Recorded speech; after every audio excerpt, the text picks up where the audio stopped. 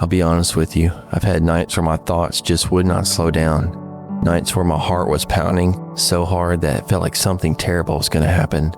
My body was exhausted, but my mind was on fire. And I remember thinking, is this what the rest of my life is going to be like? Why do I feel so doomed? Maybe you've been there too, friend. Maybe you're there right now. Anxiety has this way of convincing us that we're broken beyond repair, that no one else feels what we're feeling, that there is no way out, that we should have it all figured out by now. But friend, what I've learned, sometimes the most freeing thing is admitting, I can't fix this on my own. I need help. And that's where God's word speaks louder than my racing thoughts, because Scripture doesn't deny that anxiety exists. It meets us right in the middle of it. Philippians 4:6-7 says, do not be anxious about anything, but in every situation, by prayer and petition, with thanksgiving, present your requests to God, and the peace of God, which transcends all understanding, will guard your hearts and your minds in Christ Jesus. I love that it doesn't say, pray once and you'll never be anxious again.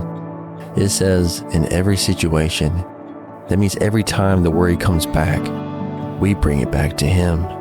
And He promises His peace, not something I can create, but something that only comes from Him. Psalm 94:19 says, when anxiety was great within me, your consolation brought me joy. This verse feels like someone finally understands. Anxiety is great within me, but God's comfort brings real joy again. Friend, when my wife's dad passed away, who was also my best friend, I remember some nights having anxiety so heavy I could barely breathe. The panic attacks were so painful. They were crippling. I wasn't just grieving, I was afraid. They say the body keeps count, and it did. I wasn't just grieving emotionally, but also mentally and physically. I was afraid to lose him more. And then my wife and I lost our little boy, stillborn at 19 weeks. And that made me more afraid. Afraid of what's going to happen next. Afraid I won't be strong enough for my family. And in those moments, it was God's word that never failed, because they were anchors. And one thing I've learned is that anxiety doesn't mean you have weak faith. It means that I'm human and I need God every single day. So friend, if anxiety won't let go of you, you don't have to beat yourself up. You don't have to pretend that you're fine. You don't have to fake strength you don't have. This struggle doesn't make you a burden. This struggle doesn't make you weak.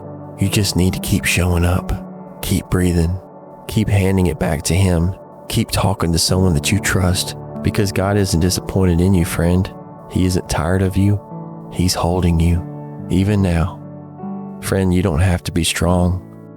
You just have to be held. And if this spoke to you, I want you to know that you are not alone. You are not a burden. You are wanted and needed and loved always. So no matter what storm you're facing, remember, the sun always comes back out. Keep going, friend.